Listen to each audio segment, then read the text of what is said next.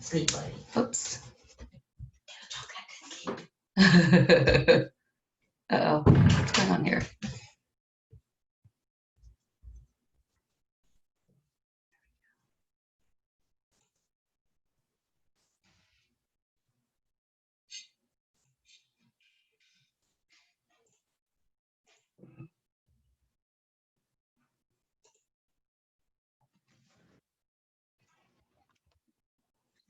Good day, good day, good day. How is everybody doing? Hello. Hi, Griffin. Hello. All right. So before all the chaos begins, Griffin, let's talk. What questions can I answer for you? So I've gone through everything, and I guess where I'm stuck and I don't know what direction to go. Right now I'm definitely cash poor. We bought a house like right before I signed up for this, and I've watched your video about trying to attract investors. And I guess my question is, am I trying to attract the investors before I put an offer in, or am I just putting offers in knowing I don't have the down payment and then trying to attract investors? And I've talked to a couple of investors who kind of point blank said, if you don't have any of your own money, I'm not doing it. So I guess I just didn't know what. Yeah. Okay. I'm stuck, not knowing. I just didn't have the knowledge on what direction do I go. That's a great question. Okay, I have several thoughts on that. Gosh, I wish, and this is such a good conversation. I almost want to save this one for later in the call, just because of how broad an application it has to so many different people who are in the program. So are you okay with that? Because I really love to just believe at 5, but okay, that was my question. You have to, okay, hopefully we'll be done by then, but I mean, who knows? Yeah, we can hold on. We can hang tight. That's fine. Thank you. So I'm going to have, that's one of the main questions. That's such a good question. And it's one I probably have to address at least once a month, like to really reminders, and just everybody has that question unless they're, oozing with cash, which is not typical. So, okay. So raising private funds. Okay. That will definitely be one of our main talking points later. Okay. Do you have other questions that came up also? That's pretty much it. I'm just kind of in this spot where I'm stuck and I don't know what to do next. And that's until I kind of get that answered, then I'm just kind of stuck.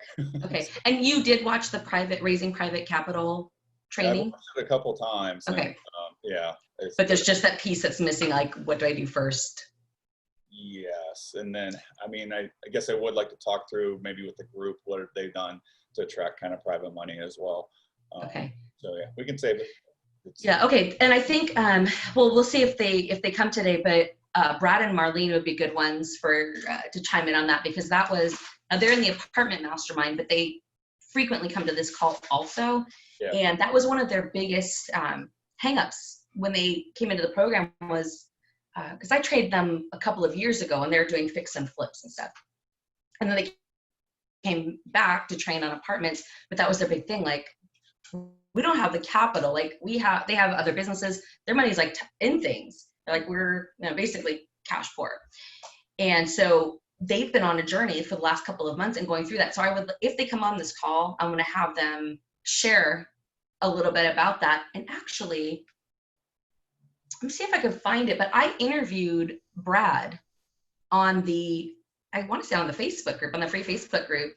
Okay. Let me see if I can find it did you see that interview with him? I don't think so. Okay, we didn't do a lot of marketing of it, but let me see if I can just see it real quick. And so I'll send you the link just because it'll even add to what we're talking about today. Because that was his big thing. Like, how am I supposed to get the money? Yeah. Let's see here. Just that little piece, right? Right. Which feels enormous when you're in it. Gosh, well, I might have to I'm gonna have to put on a to-do list to find later because I don't see it, but I know it's somewhere because we did it. But okay, I want to put that on my list for later to look up Brad's interview. And send out the link. Because sometimes when you're going through a journey, when you can hear from someone who has the same issue as you, but has made any kind of progress or overcome it, it's not like he's a 17-year veteran telling you, oh yeah, just do that. You know, he just started in June. And all of a sudden, like, the money thing is not as anywhere near as much of a thing as it was back in June. Oh, that's good to know. Yeah. It's like a daunting task, yeah. Okay. Yeah, it totally does, and it did to them too, but not. And I don't know that they would say differently now, but they've definitely gained some traction. Awesome, thank you. No problem. Okay, well, it looks like everyone's gonna be rolling in late today. Well, I think we're just gonna go for it, and I guess I'll let everyone know who missed that section. They can catch it on the replay. Which I guess that means I'm gonna have to post the replay somewhere for you guys. All right, so let's talk about it. So for anyone who came in a little bit later, Griffin was asking the question, like, I don't have the capital, but I want to get started with investing. He watched the Raising Private Capital training, but was a little stuck on, but what do I do first? Because some of the people he talked to were like, hey, if you don't have any of your own money in the deal, I'm not, we're not talking about it.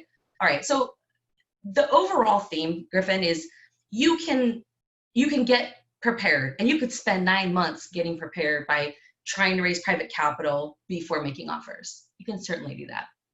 However, if you would like to do things more efficiently and faster, albeit with more stress, I will fully admit it's more stressful, but it will launch you very fast if you do both at the same time. And guess what happens if you get an offer accepted?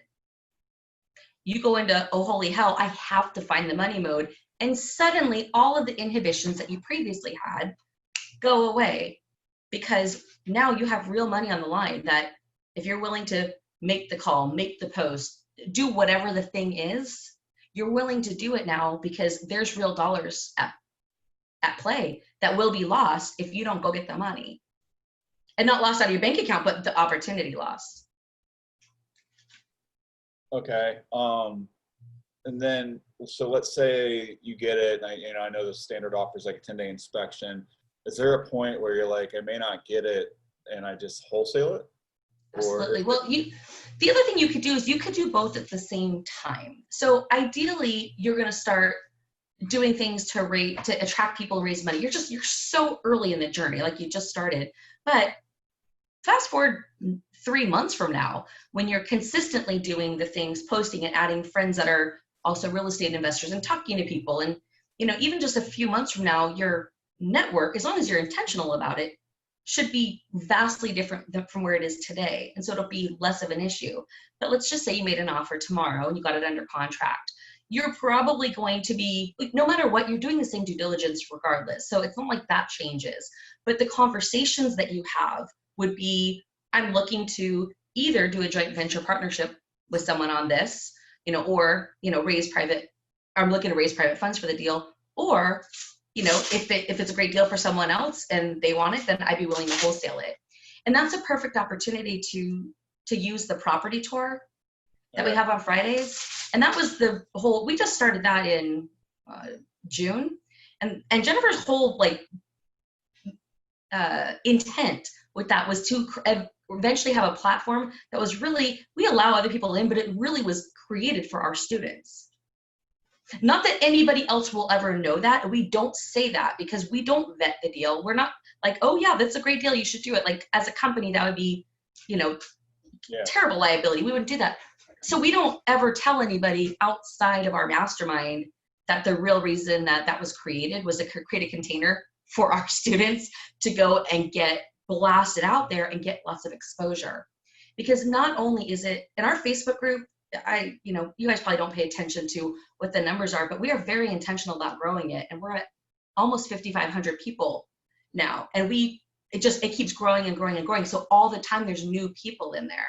So that we have Mamoon, who's on our team, who blasts out anything that we do that's live. He blasts it out on mine and Jennifer's personal profiles with 5,000 people each, on every social media thing, most of which we've never even heard of, but every social media platform out there. So when you come onto the property tour and you talk about your deal and that, hey, you're looking to, either maybe do a joint venture partnership with someone or be willing to wholesale it, you're getting put out there to a ton of people who, and if someone's interested in that deal, and depending on how strategic you are and the things you say, like if you say, you know, this deal, or, you know, we have others too that we're working on, you can get people to start reaching out to you. Okay. So like doing things like that, but it takes intention. It's, I don't know if it'd be nerve-wracking to you based on what you already do. It sounds like you've done a lot of presenting and stuff. I can't remember if you said that. I know you do project the management. things that I thought were going to make me nervous have not, and the things that I thought were going to come easy have not come. It's been flip-flop. So like trying to figure out the offer, Okay. like I'm like, oh my gosh, it's all that stuff. The reaching out, it just comes naturally through my job. Okay. Yeah, it's kind of been a weird situation, but then I got stuck, and I was like, I don't know what to do next, and so okay, so basically make offers, and then utilize this group to say, can somebody please help me? Like, what's my next step or something, and try to raise money. It's the most uncomfortable way, yeah. and also the fastest way. Because it's not like we're going to just leave you high and dry, like, oh, good luck figuring it out. Like you have, not only do you have the weekly calls with me on it, you have the group string with now at this point, a lot of experienced investors that are in the mastermind are on that. So you have a community, not only of people to be like, yeah, this is what you do next, or to give you advice, but potential partners and potential wholesale buyers. And do you find maybe the BRRRR is a little bit more attractive to investors than like maybe like the straight purchase because they get their cash out, or is it just kind of depends? It really depends. The BRRRR is probably going to be better for someone that just wants to get an interest rate back on their money, because you could say, okay, the deal, it's going to take me this much time to buy it, renovate it, refinance, and then and then I'll pay you back your money with the interest. But if someone is looking for like long-term cash flow, there's just both sets of buyers out there, or both sets of potential partners out there. So it's good as you're talking to different people, just find out what are they about, what do they like? Because depending on what the deal is that you come across, you don't want to present like a BRRRR deal to someone who's like, oh my God, they're rehabbing, no way, I would never want to be involved in that. There's no point in presenting it. But so getting to know people is important so that you know how to package the presentation for them. Okay. But yeah, I'd say, start making offers, Griffin, but do all the things like be intentional with your posts. And as soon as you have a deal, or even if you're close to having a deal, if you're willing to get on that property tour and present, even if it's not like there 100%, it gives you the practice of doing it. And then you just get better and better. And every time you'll gain more and more contacts from doing that. Yeah, but I'd say make your offers first. It will be, you'll have nausea, you'll have some night sweats. But when you have your first property, you'd be like, wow, I literally got that 6 months faster because I didn't allow myself to do the comfortable thing, which was raise the money first. But yeah, I'd rather be uncomfortable than be stuck, and I just felt stuck. Exactly. And you'll be happy once you push through it. And you have this huge community. We're here to help you, and we're not going to let you fall. But that's what I say, move forward on that, and then find the money both in here. I mean, when Misty had her deal, that was, oh my God, Misty, I can't even wait to hear. But anyway, when Misty had her deal last week and like pulling the money together, it was like this super stressful, chaotic thing. And she just freaking went for it. And it was messy and it was ugly. And you know what? She closed. And I know at one point, you didn't close? Okay, well, now we definitely need to talk about it. Okay, well, now we have to talk about it because I could have sworn you sent me a picture with keys. Okay, but anyway, well, we'll talk through that. Well, then that negates my whole point. Normally, well, we'll see what's going on with that deal. You're going to close because you're going to do whatever it takes. So she reached out in the group. Several people were like, I want to know about that. I want to know about that. Okay. Yeah, and you have the wherewithal. That's not the same recommendation I would probably make to everybody. It's the recommendation I make to most people. But if someone is, I sense that they have like a higher than usual stress level, anxiety level, I may or may not direct them to do that. Although I would tell them the same thing. It will make your journey go faster. But it's, it's stressful, but it's kind of exhilarating. And then you'll start enjoying that, like the rush and the challenge of like finding the deal and pulling everything together. And eventually it's super easy, but it's hard in the beginning because it's new. Okay. Thank you. All right, no problem. Yeah, any other questions you have, Griffin? Just so you know, you don't ever have to ask, can I ask some questions on the call? That's literally that's the whole point of the call. Okay. To make sure that you always have a place to get your questions answered and get help. Okay. Thank you. All right, Missy, I'm dying to know. I thought, okay, what picture did you send me? I thought you were closed. What happened? Okay, so I went to closing Friday. I signed the papers. Okay, so this title company, Heifer, does not know how to do the e-documents apparently, because she mailed everything to California and on Friday night. So it probably didn't get there until Saturday. And she wouldn't answer her phone because they had a question. She wouldn't answer her phone, so nothing got sent out until yesterday. She gave me the keys to the house. Okay. Wow. So, yeah. Well, at least she's responsible. Yeah. So I've learned that I don't ever want to deal with her again. But I mean, we're gonna close. It's just that she is panicking or overwhelmed or something, because she keeps telling the seller and the seller's realtor, oh my gosh, they're gonna back out. They can't get funding. And I'm just a whole load of stuff. And so I've been in surgeries all day long with my phone going off, because they're just blowing my phone up. And so, yeah, it's just ridiculous. But I got it out today. I was like, what the is going on? He's like, dude, this bitch is crazy. So everything's fine. It just you are closing. It just didn't actually close, even though you got the keys. Right. Amazing. Right. Okay. Well, I will honestly say I've never had a title experience that bad, or probably anywhere close to that. So I want to say that that's unusual, because usually title companies, other than having to herd cats to get things done in a timely manner, usually they're, they're pretty smart about what they do, because that's all they do. So just so you know, the experience you had, not typical. Yeah. Yeah. It almost sounds like this isn't her first closing. I don't know. Well, okay. But it's gonna get done. Everything's gonna be fine. So did you already get your funds wired in and everything? You're just waiting for the word that you're closed? Where are you at with everything? Is your hard money lender sent their money in already? They already have all of my money. Okay. Everything's been signed, and actually the lender, he told us, he's like, look, just bypass this person, send me all the documents, we'll get everything taken care of, and we'll bypass her as much as we can, and just get it done. Wow. So he's fed up with her. So yeah, okay. We're all done. But so tomorrow, you think, when are you going to close? Hopefully they'll tell me that everything's done tomorrow, because they're supposed to have all of this stuff scanned in and everything probably right now. So I hope, because I need to get contractors moving. Yeah, I was going to say your contractor's probably waiting to get in there. Did you have Damon look at your closing statement with you? I could not get a hold of Damon to actually get it done, but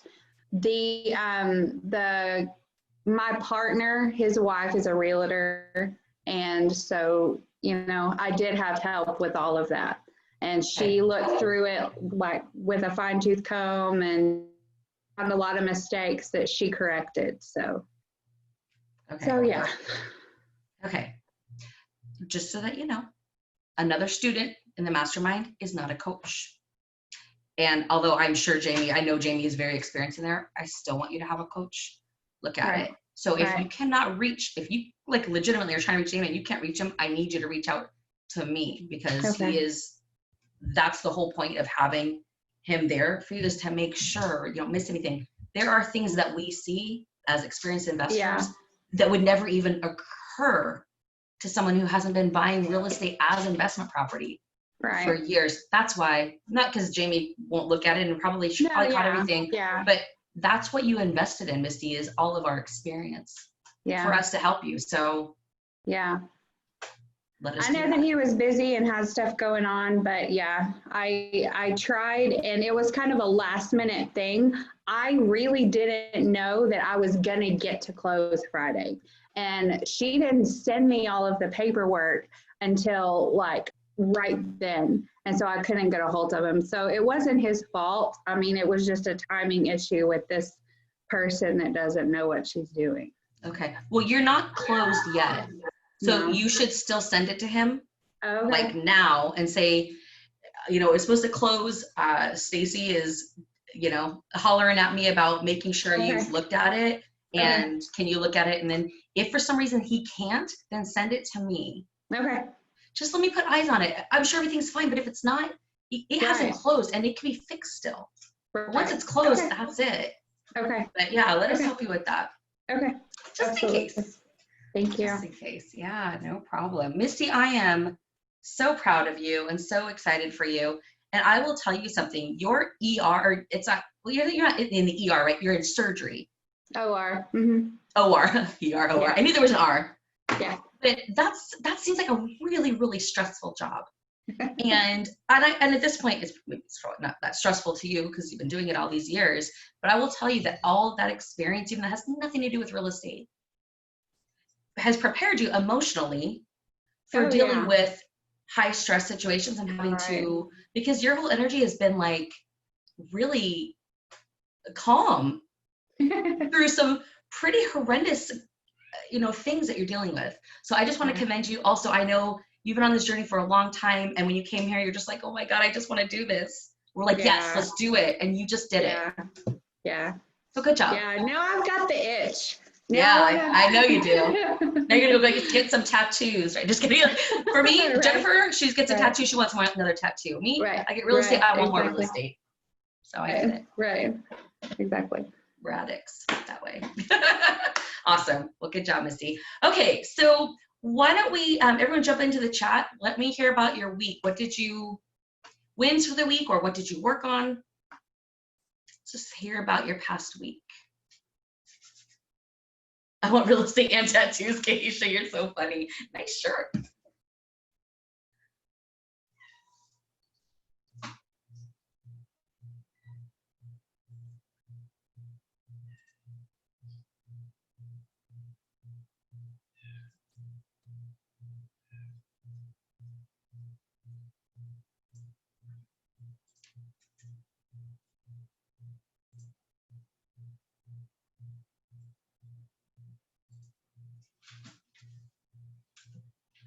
Well, I'm assuming all of you guys are typing, but since I don't see any letters yet, is everybody typing? Oh, look, Keisha, I submitted an offer, REO, waiting on the seller's response. Awesome. Caitlin, I want real estate and tattoos also. Also been working on my real estate contacting. Great, I have a list and sent 10 emails so far in the last hour. Awesome. Great job.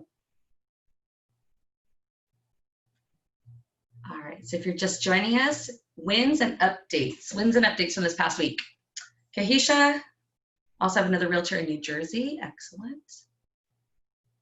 Crystal, the deal is dead. The property's in so much disrepair inside the walls. I pulled out. Okay. Look like this house might finally sell. Appraisal was done today. They got some sort of business loan. Yay, Natasha! We are all rooting for you. Sell that house. It's going to feel so good when that thing's out of your life.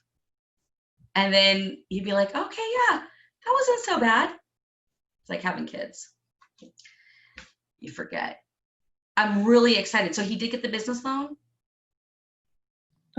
Yeah, I mean, that's what it looks like. They sent a pre-approval letter. It looks like it's some sort of a private money lender, something, whatever, but they got the appraisal done today. Okay.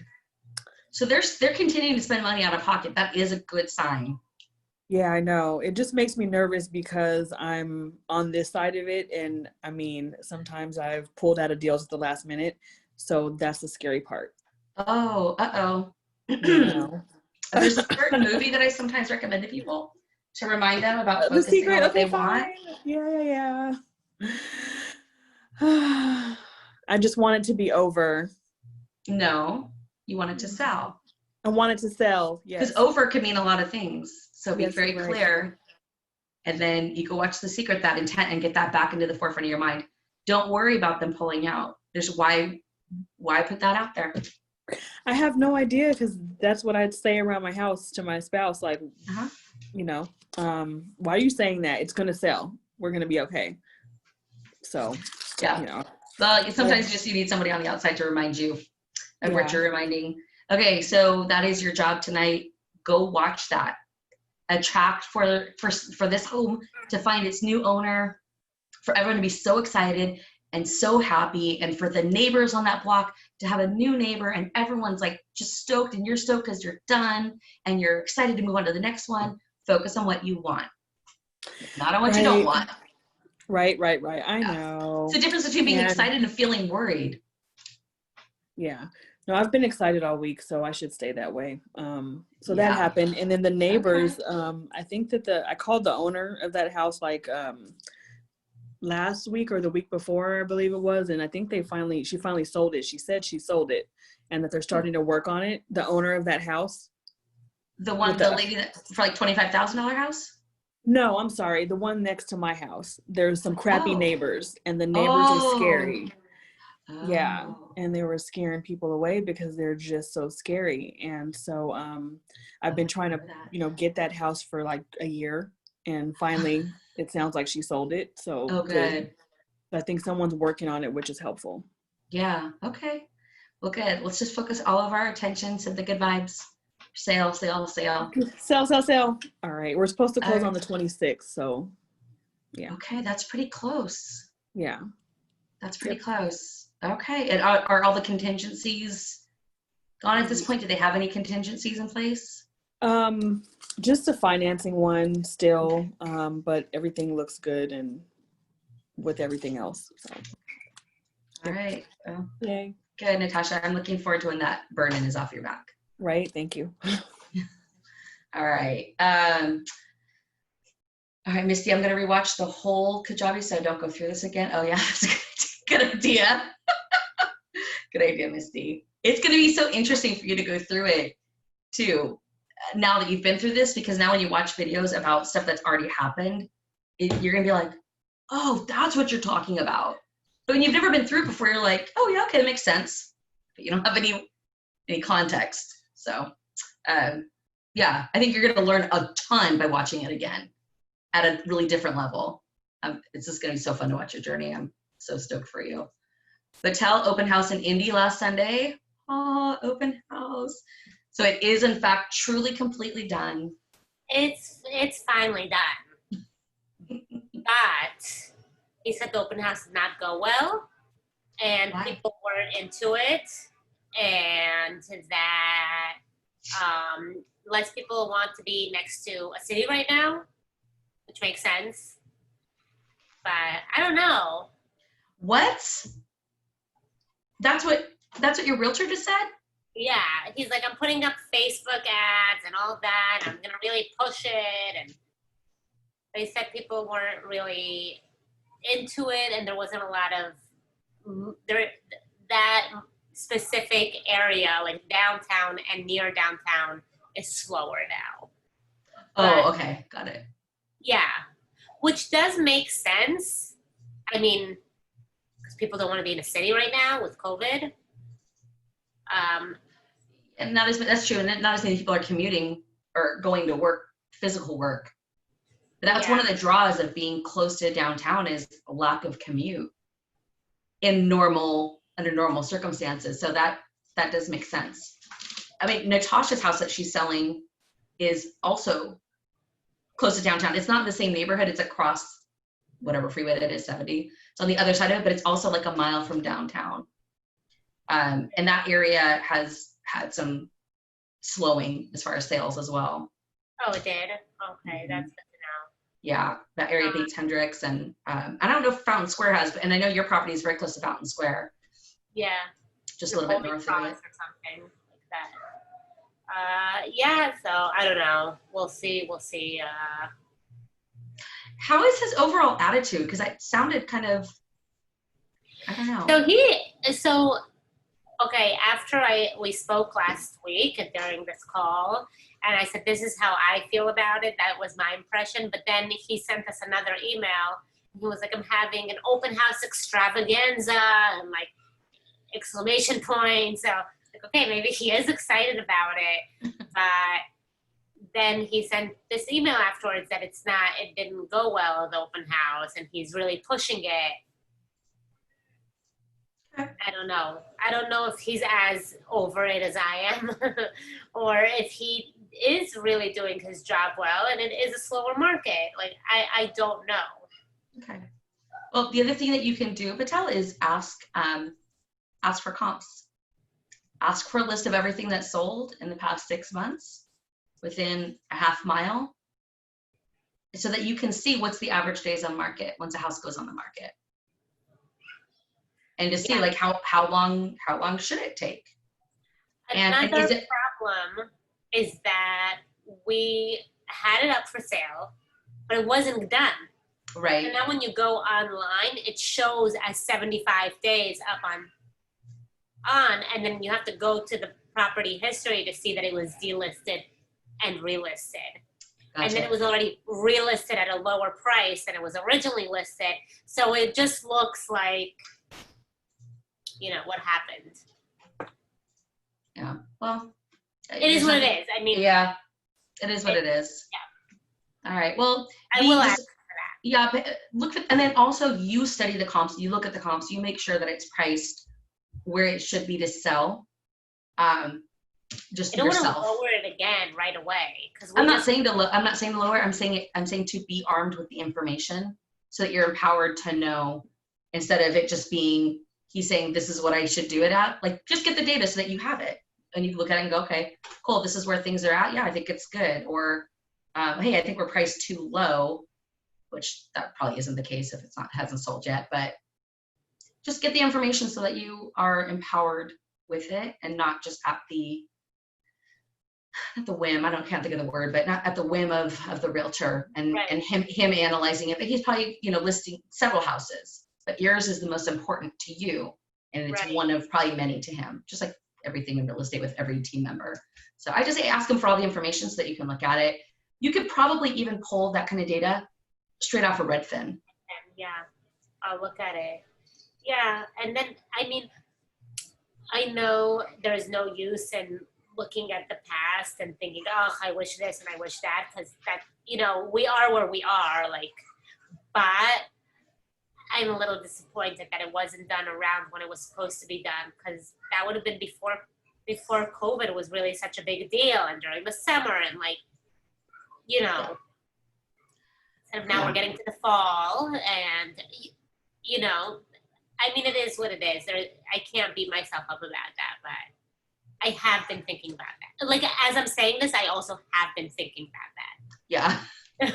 I understand. And it's hard to help it. And at the same time, obviously, it doesn't do you any good, but it's a natural human reaction to be like, dang it, if he would have just finished it on time, we wouldn't be here. But he didn't. And the way that you're choosing to operate and run your $1.5 million plus property has been influenced by that decision or by the experience you had. So despite that, if everything had gone perfectly, you might be doing things differently on your asset that has way higher value. So, who never knows why things happen, but just know you gained a lot of wisdom, like internal wisdom about things and how you do things differently because of that. So, That's 100% true. And everything there right now is going great. So. Oh, good. Okay. Yeah. Excellent. All right. So far, so good. Excellent. Okay, good. I'm gonna just close my my video real quick so I can close my blinds. It's getting earlier and earlier, so this weird thing is happening earlier in our call. Give me 1 second. Let me go fix this, and I'll be right back with you.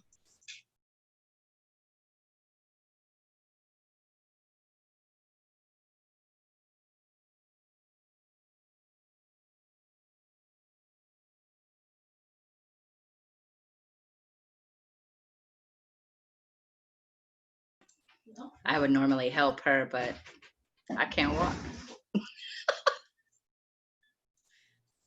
There we go. Okay. Okay, Vandy, I was able to get in touch with a realtor, but he wasn't helpful, so I'm back to lead generation. Okay. All right, good. Dustin. You're just very quiet. Tell me what's going on in Dustin's world. Just been watching all the videos that have been assigned for each week. Watched the lead generation videos on the realtors, established a market, set up my, had my meeting with Damon, and I set up an account on Redfin with all the keyword searches for the Indianapolis market in Columbus, Ohio. So I'm receiving houses there each day, emails. Next, I'm just going to try to reach out to realtors, just probably email like 10, 20, 30, just send them an email.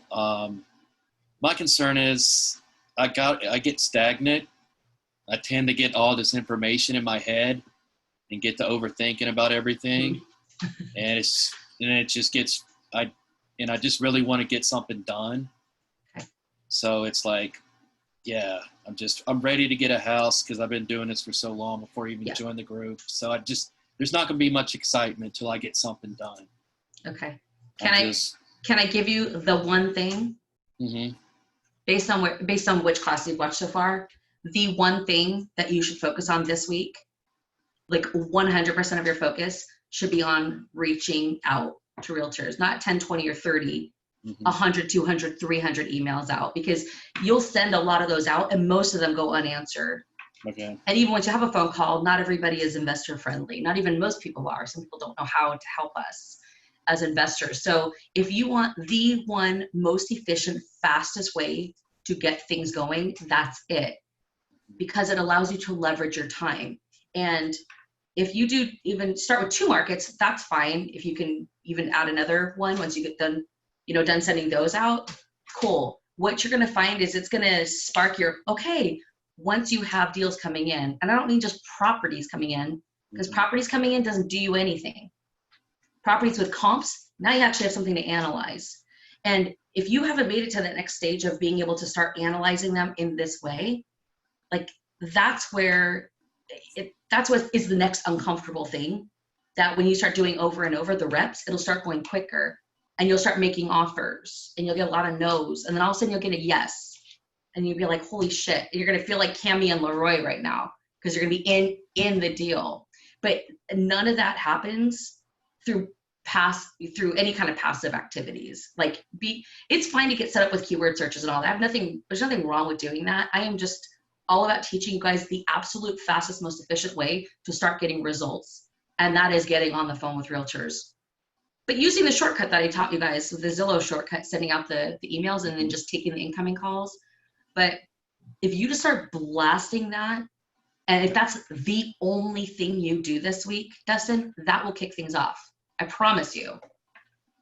If you'll commit to sending out 300 of those, it would be unheard of for you not to be like, holy crap.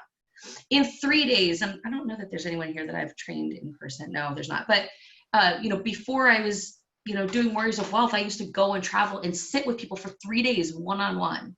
And by the second day, the morning of the second day, the inbox started getting crazy. By the end of the second day, the students were like, I don't even know how to handle this volume of email. But what we did is for one whole day, 8 hours straight. Now, it took a little while for me to teach them how to do all these things because it's just a trick that I had, figured out. But we just called and talked to people all day and they got better and better and better at it, more confident. And then deals would roll in a little bit and then they would really start rolling in. If you use the script the way I presented it, like my partners and I are making offers tomorrow. So this is what I need. But if you will commit to like just going hard on that, you will bust out very quickly from this place of nothing's really happening into holy shit, things are happening and now I'm freaked out, but cool, this is exciting, this is what I came here for. And if you're ready for that, and I know that you are, I know that you do not want to be in another program and not have results. we're here to get results, Dustin. So that's your one thing. Focus hard on that. Laser focus. Just do that tomorrow, Thursday, Friday, Saturday, even if it's just a couple hours a day. That will kick things off, and then we'll have some other things to start talking about. Okay. And just pretty much just use the script that's in lead generation. I'm telling you, it just works. Now, in the beginning, it's just uncomfortable because it's new and you're saying things and you haven't said it that many times, but you say that over and over and over, and after a while, you don't even have to think anymore. It just flows right out of your mouth. Right. But it takes the beginning parts of you just doing it and listening to what they're saying and trying to figure out how to respond. And that's the painful, learning part. But once you get through that, stuff's happening. And then you're on to the next thing, which is where you're going to be able to breathe because you're like, okay, this is actually happening. Yeah, I want to help you get there as fast as possible. Right. I don't have any concerns about speaking to realtors. I've spoken to a lot of realtors in my local market, and but it's just getting it done, just doing it, taking it next step. Well, it sounds like Jen needs to relaunch the contest because all sorts of things happened that month, or the contest happened. I already launched it. Oh, you did? Oh, wow. She said she already launched it. Nobody's playing. But nobody's playing. Oh, okay. All right. Well, so you got to think about what is it that will move you into action? Like what does it take for you to do it? How do you motivate yourself? There's a bunch of different ways. Just overcoming obstacles. Basically, exercise. Just doing it and not thinking about it. It's basically it. That's most people have that same thing. Dustin, what's a good goal for you for tomorrow? Let's send out 100.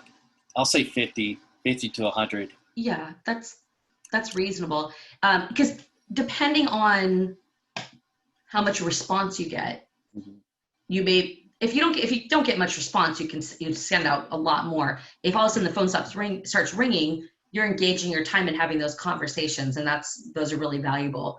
And the more conversations you have, the faster you'll get what you want, which is deal flow.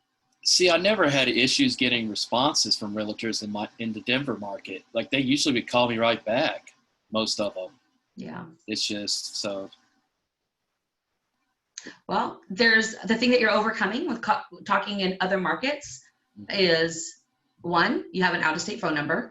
So they're like, That's always a problem. Yeah. And which is why, well, the thing is, it isn't a problem for the realtors who you're meant to work with.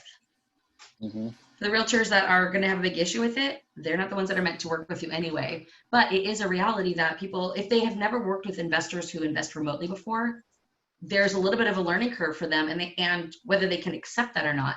Part of one of the tools that I gave you guys was common realtor questions and how to answer that question of, well, what do you mean that you're not here?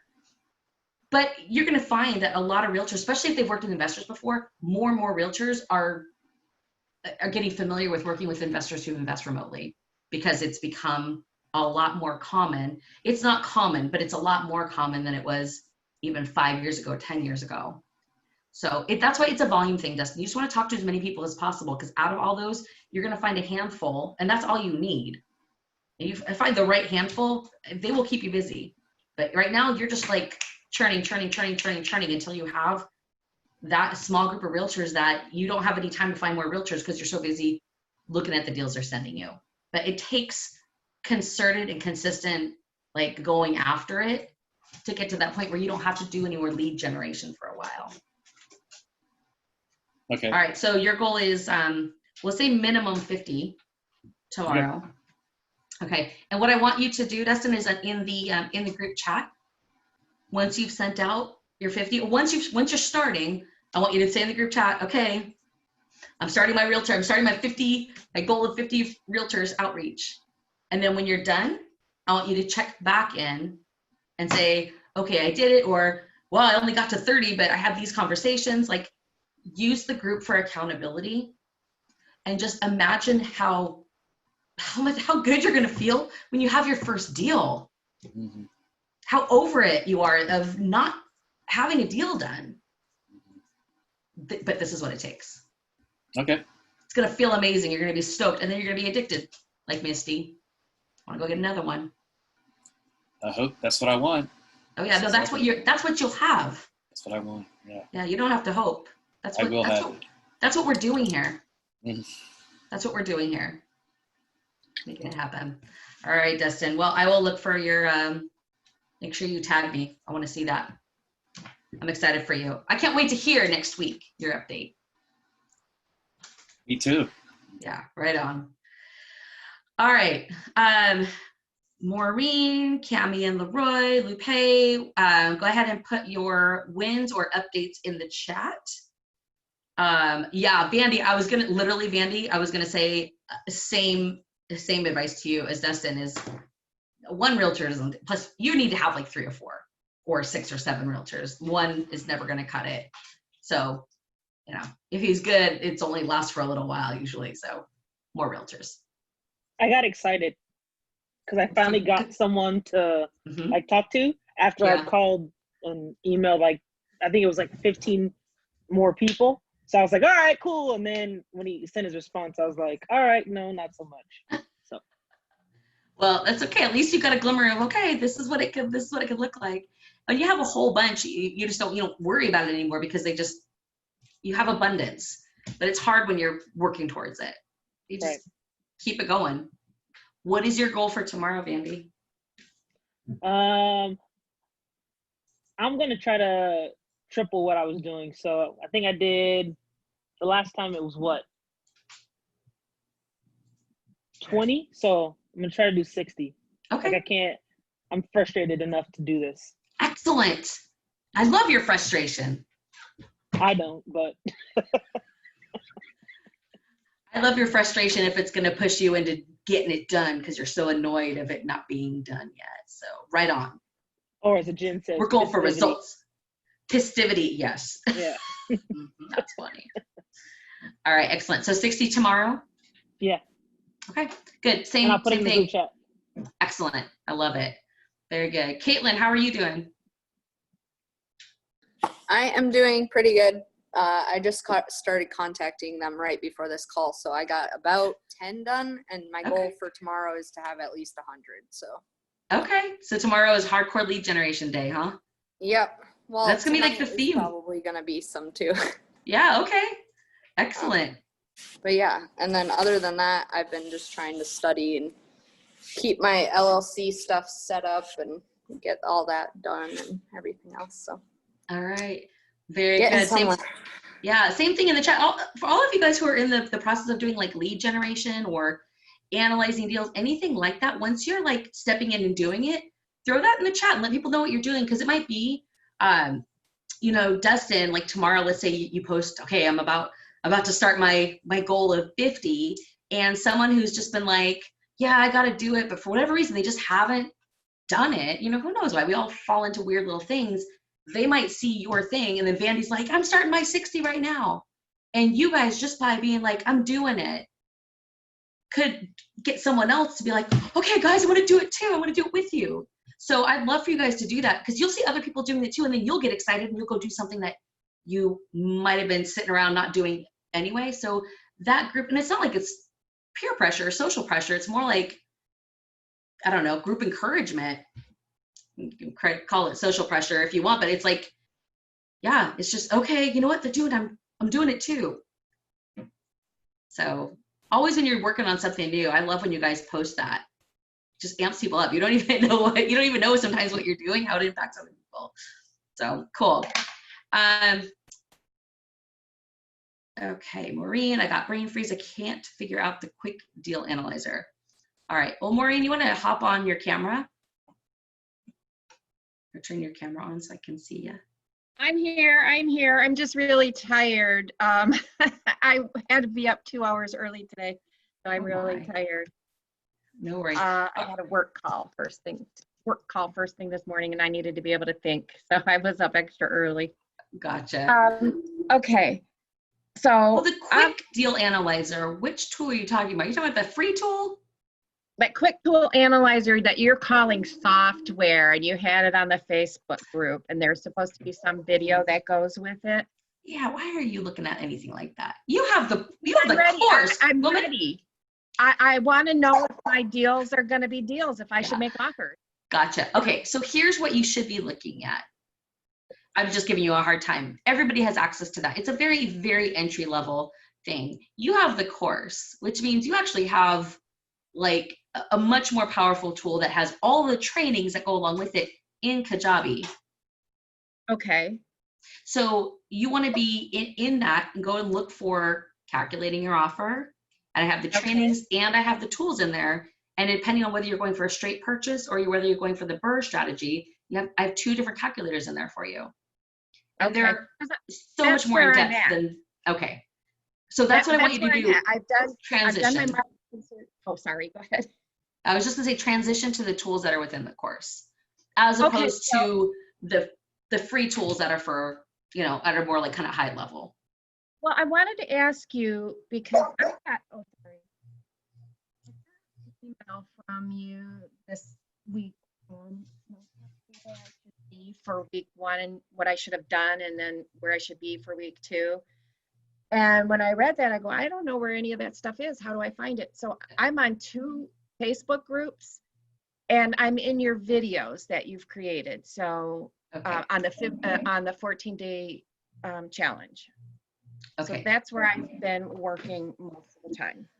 All right, let me open it real quick, and I'm gonna share my screen and show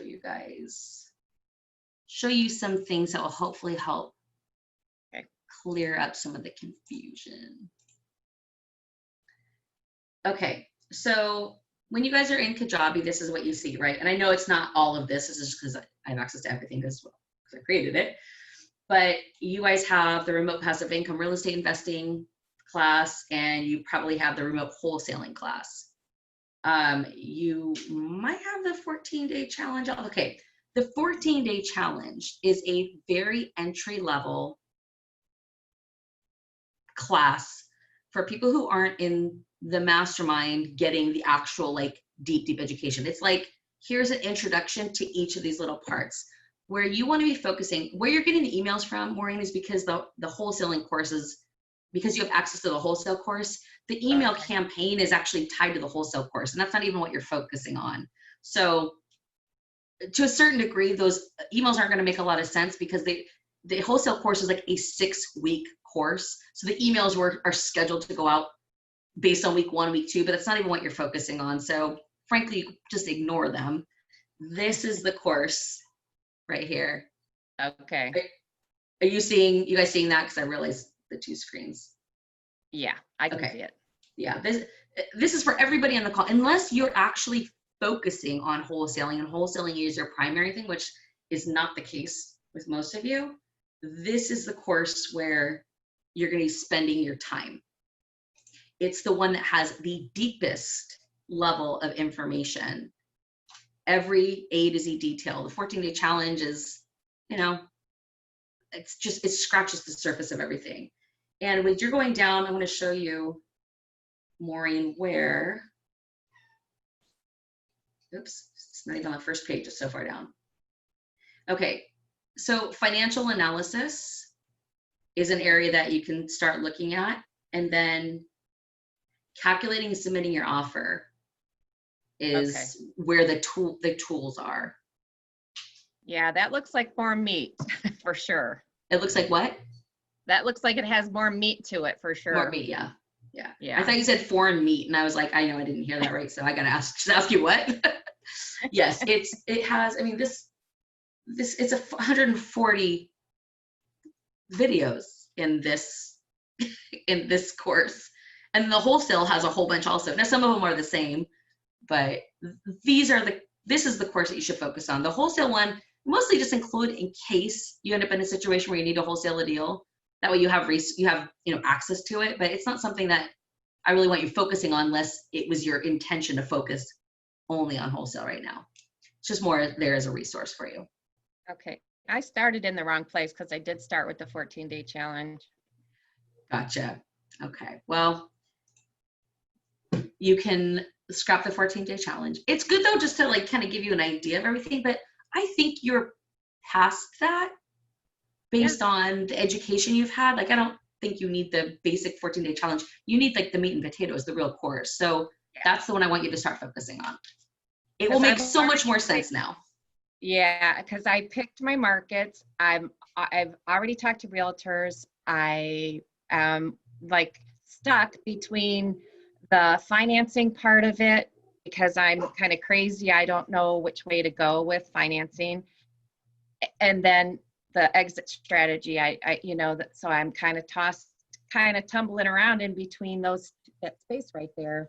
What do I do first? So that's where I'm kind of stuck, really. Okay. So do you have deals with comps that are coming in? Yes, and I haven't made any offers, but because I was using that calculator and everything was losing, and in my gut, I know they're not all losing deals, but I did. And yeah, because it's not, that calculator isn't intended for. It's just a very high level surface calculator. So depending what the strategy is, you're going to use the calculator that goes with that strategy. So go ahead and get down to those videos and watch those, and then if you have questions still, then let's address that. But that's what I'd like to have you do, is get into those and start using the tools and getting more comfortable. And then if nothing's working, that doesn't mean that it doesn't mean anything's wrong. It's just most deals don't work. That's why you need a lot of volume coming in so you can run the numbers and then make offers. Sometimes the offers you make are low and sometimes they get accepted anyway. And sometimes they're not low. So it's just a numbers game. Okay. But focus on that. And so that way, if you're still stuck, I can help unstick you. But right now, that's a pretty big sticking point, is knowing how to actually calculate the offer. But it's deep instructionals with the tools right in there for you. Okay. And then going forward, just stay in that course for now. Okay, I will. And just scrap the other ones. Thank you. Yeah, no problem. Okay. Crystal, like your sunglasses. It's not fancy. All right, so the deal is dead because the property had too much wrong with it? Yes. So the seller had quite a few, they had two different buildings for sale because it was an estate sale. The owner died. And so then they wanted everybody to bring the offers. So we did that. And then so then I checked my realtor checked in with me, and the actual building we knew something was kind of up with because it had quite a bit of water damage, so we thought it was coming from the roof. But come to find out, this building is in way disrepair. The whole top floor, and it's mold in the walls from the roof. It has to be gutted, and it wasn't worth it. Yeah. So during the due diligence, all of this stuff was found to be wrong with it, and you would have never been able to make your money back. And all of the water meters were hooked to So instead of it being individual water meters, they were all one. They never separated them out. So it's just, it was a money pit. Yeah. Okay. Well, did you actually get it under contract, or did you just end up getting due diligence information from somewhere else? Right. So that's what happened. We ended up getting the due diligence information through one of the guys who's a contractor who owns property in that particular building. And he had access to that building earlier. So he was able to give us all of the things that were wrong with it.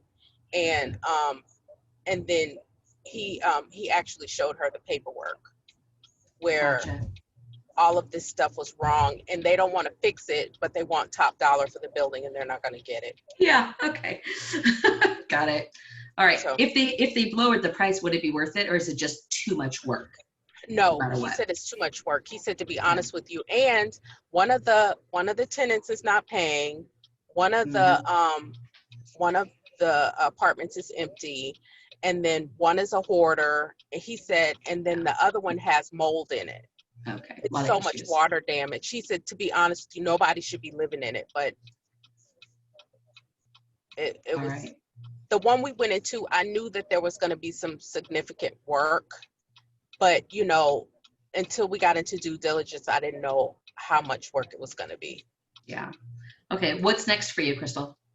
So I'm looking into I have another couple properties I'm looking into, and they look pretty good. So I'm going to move forward on those and put some offers in and see what happens. But this week, I think I'm going to be more aggressive and put like 4 or 5 offers in. Do it. Yeah. Go for 8. Okay. Go for 8 offers by next Tuesday.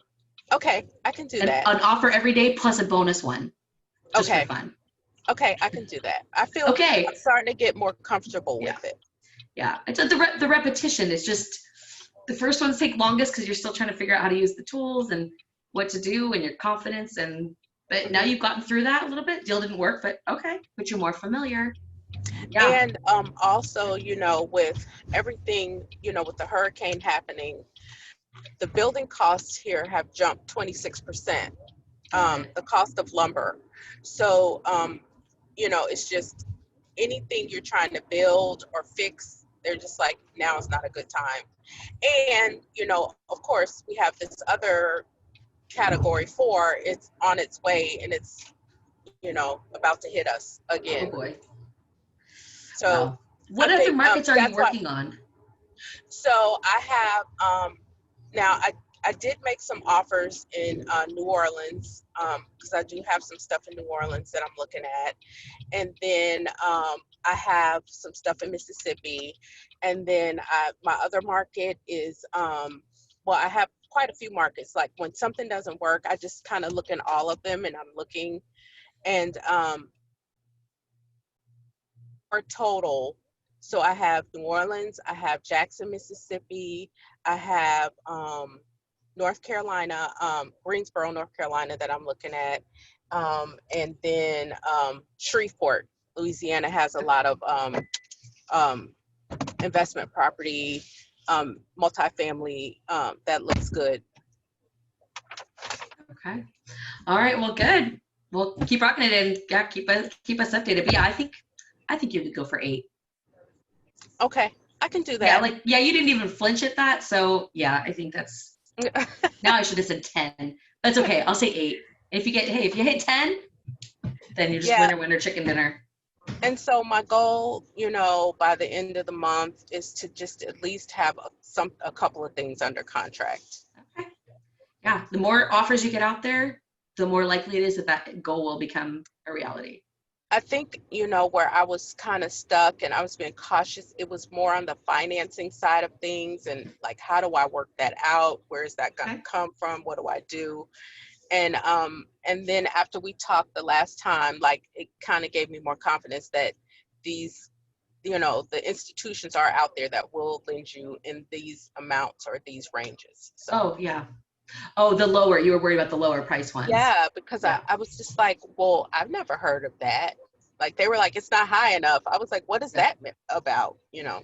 Yeah, that's a real thing, but for certain lenders, not all lenders. Mm-hmm. And so now. Good. Oh, we lost you. Hold on a second. You're on mute, Crystal. We can't hear you. You're muted. I'm sorry. There you go. We didn't hear anything you just said. I didn't hear what you said. Oh, now that you know that your confidence has gotten better. For some reason, it went on mute before. Now we just can't hear you. But I think I got the gist of it. Can you hear me? Oh, yes. Okay, I'm sorry. So yeah, so after that, you know, my confidence has gotten a lot better just because that was the part I think I was more stuck on than anything because I love the negotiation part. can see that. All right, but you don't feel stuck there anymore. Have you ended up talking to some lenders? Or is it just knowing that other people have talked to lenders that have lower ones that helps you feel like, okay, I can move forward now?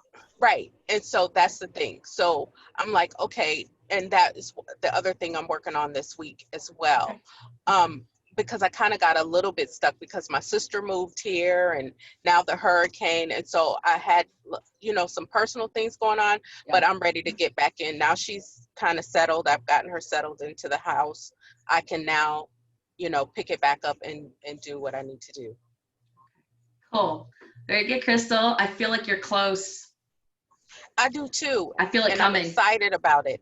And I think after I get that first one under my belt, then unleash the beast, I'm ready. Yeah, it's true too. It's like you get the first one, you're like, okay, that was so doable. I'm totally doing this again. Right. And I think, sometimes Missy's it's the fear of the unknown too. Yeah. It's like, because I haven't actually, my first property I bought, I paid cash. So the closing was easy. Right.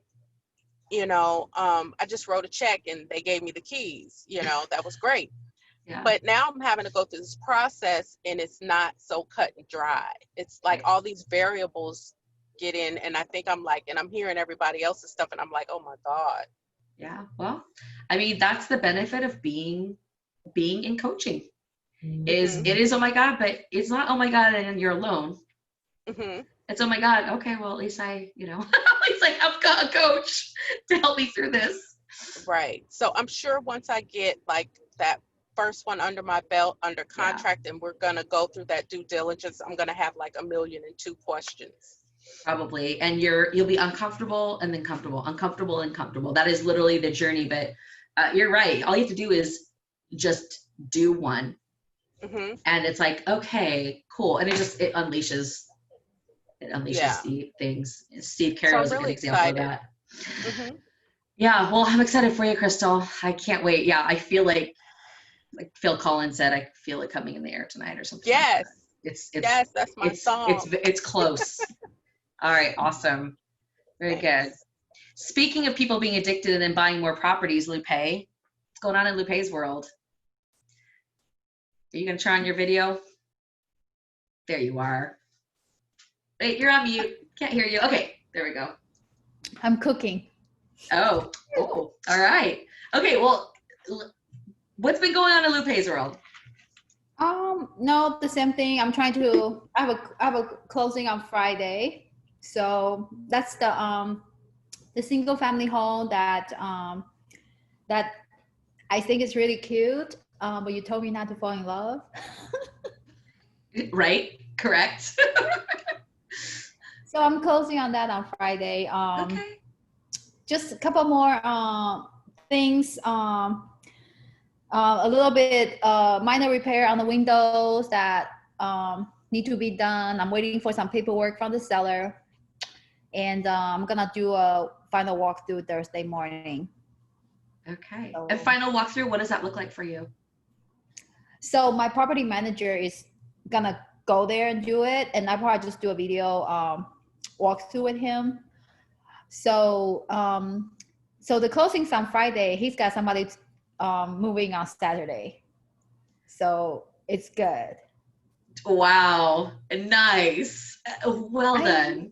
I know, but then there's still a few little things that it's not fixed up, but I guess he say it's okay, people can still move in, and then he's gonna work on those things. Yeah, if someone likes the house and likes the location, and there's a couple of things that are wrong, but the property manager says, yeah, we'll take care of it. Yeah. Why wouldn't someone move in? Because a lot of times it's hard to find a place that meets all of your criteria, and places go quick. When they're nice, they go quick. So renters in a market like that, they're not going to be overly picky about stuff that the property manager specifically says, hey, we'll take care of that. So I'm not surprised at all. The funny thing is that because I asked him about the property before I put in the offer. So ever since I put in an offer, he told me he had somebody lined up. So he's kind of had this person already all along, and then they're just ready to move in. Yeah, that's awesome. That is awesome. So I want you to stay on for a second, Lupe, but Dustin, I know you're still like technically on, but are you near your camera? No, Dustin? Oh, there you are. So Dustin, I want to just kind of point out, because I am of the belief that when you see someone who is not that far along more than you, but has some similar circumstances, and they've crossed a threshold, it helps to give you like belief, so what I want to tell you is, because one of the things, Dustin, that was like a thing to you is that you had signed up for another program, and it's not like you weren't getting results from it. Lupe was in that same position. Actually, so was Misty, so was Maureen. I'm not even sure who else in our program. Natasha. There's been a lot of people in our program who have, Griffin, you too. Oh, that's right, Griffin, that's right. You have that wholesale class. Steve Caro. Like, there's a lot of people in this mastermind who have paid a lot of money for a lot of other stuff. And just for whatever reason, just nothing ever happened. But stuff happens here. Part of it is because I do things like, why didn't you make 8 offers this week, Crystal? So part of it is pushing, but I just want you to know, like, Lupe was in 2 programs before she came here. It took her like 500 calls and months for her to finally say yes and sign up. It probably wasn't anything that dramatic, but it was like, it took a while for her to trust us enough to come on, because she's like, I've already had the other programs, and how are you different? And all of that. I haven't got any results from them. How do I know I'm going to get results from you? She has closed now 2 duplexes, one in August, one in September. She's closing on a single family home on Friday. I just want to tell you that because she's only a few months ahead of you, but had a similar experience, and that she invested in education. So did Misty. Misty's closing on a house tomorrow. Natasha has already closed on properties since being here, but almost everybody now, probably 50% of the people in our program have done that, and they just didn't get results because it's just, the environment is different when you're just learning something and you don't have this. So I just want you to know, if you focus and you do the one thing, that it's coming for you. Lupe just did it. She's about to have 5 doors on Friday within 6 weeks, mid-August to first week of October. 3 properties, 5 doors. I joined the program, I think in April or May. Yeah, you joined in April. Yeah, but like when you actually started like going, and you know what's funny? What's really interesting about Lupe, I hope you don't mind me telling people, but I love this story. We couldn't seem to get Lupe to actually take a lot of action. It was when she joined the apartment program, and she ended up doing one-on-one coaching with Kimberly. Kimberly only coaches people on apartments. If you ask her a question about a duplex, she's like, I'll try to guess what I answer, but I don't know duplex. What do you mean? Ask me about 20 units, I can answer you, right? So Lupe starts coaching with Kimberly on apartments, and then one day Lupe goes, do you think it'd be okay if I just get a duplex just so I can close on something? I'm like, sure. And then she gets another one, and now she has a house. Now Kimberly's like, hey, let's do some apartments now. So sometimes you just need to, you just need to get a little bit further. But once you got going, you feel a little unstoppable, Lupe. Gotta be honest. Seems like you just keep wanting more. Yeah, and honestly, I think, Stacy, I'm waiting for apartment maybe after the holidays. Like, yeah, and it's also part of what's making you ready, Lupe, is the fact that you now have real experience because you have closed on deals. Have you been to Indianapolis? No, of course not. No, you haven't. Not once. You're about to do your 3rd closing. Still haven't been there, not once. And now you know what that is. And so the confidence of that and seeing how everything works together is what's going to give you more confidence when you start going into apartments, because now you do get it. You know what it is. It's just more doors, but same process. Anyway, we're proud of you. And Dustin, I just wanted to point out that thing because it was a similar thing to you and Misty. And Misty's closing. Lupe is closing on her 3rd. It took a little bit for her to get traction, but what she did, she was just like bam, bam, bam. Lupe, did you end up pulling out of the other deal? Oh my God. Are you still in it? I did, but they don't want to let me go. They didn't want to let you go? Is it up to them? Okay, so we already submitted the mutual release. and the seller did not sign it right. Instead, she came back and said, okay, I'm gonna fix everything. But like, I don't know. I'm still under contract. Oh, you are under contract? Are you still within your inspection period? No, I'm not, because it's already being, so much time passed. But the inspection period was extended, and then like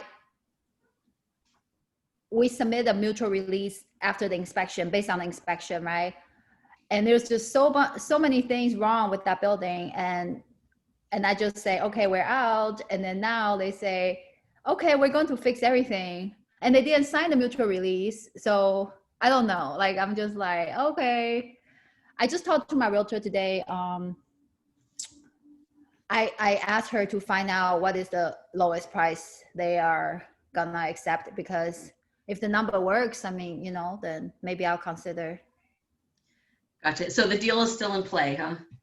Yeah, and then also they also promise Section 8 inspection and then tenant in place before like closing, and the deal is just getting sweeter, right? Like, I don't know. So we'll see. All right. Well, keep in mind too, there's always value. This is for everybody to hear. There's always value in, if you have a contract that you own and you have all the information about it, and if for whatever reason it's not for you, but you're like, I mean, it's still a deal. There's a lot of other people in the program that might be interested in taking a look at it, if it's a deal. If you decide, I don't want to do it, but it's still decent. I'm just, for whatever reason, you're not into it. Keep in mind, that is an opportunity to wholesale. Okay, I might put it to the group again. I did it once already. Gotcha. Well, the deal's getting sweeter. Yeah, well, and you would want to put together an investor packet. Okay. To highlight the information about the deal, if you do want to wholesale it, because that's usually something that comes with wholesaling, is putting the other information in a way that someone could look at it, see, okay, all this due diligence is done, and say, okay, yeah, I could do this, or I want to do this. Can I do it on Friday? Oh, did you hear that, Jennifer? Yeah, I mean, Jen, just so you know, guys, I'm not the one asking you guys about pull-up hoodies, so I don't want you to think I'm not paying attention. That's just, Jen and I are logged into the same account.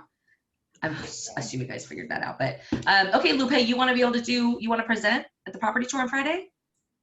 I think this one is a good, it's a good starter. It's a good starter buy, I think. Yeah. Okay, that'd be a great candidate, and it will give you experience doing the presenting of property. Yeah. Okay. Yes. All right. You're I'm hearing Jen laughing. I'm seeing Jen laughing on the camera back there. I'm laughing because our son is asking me something on text message. Oh, our son is texting. And he found the fucking flip off emoji.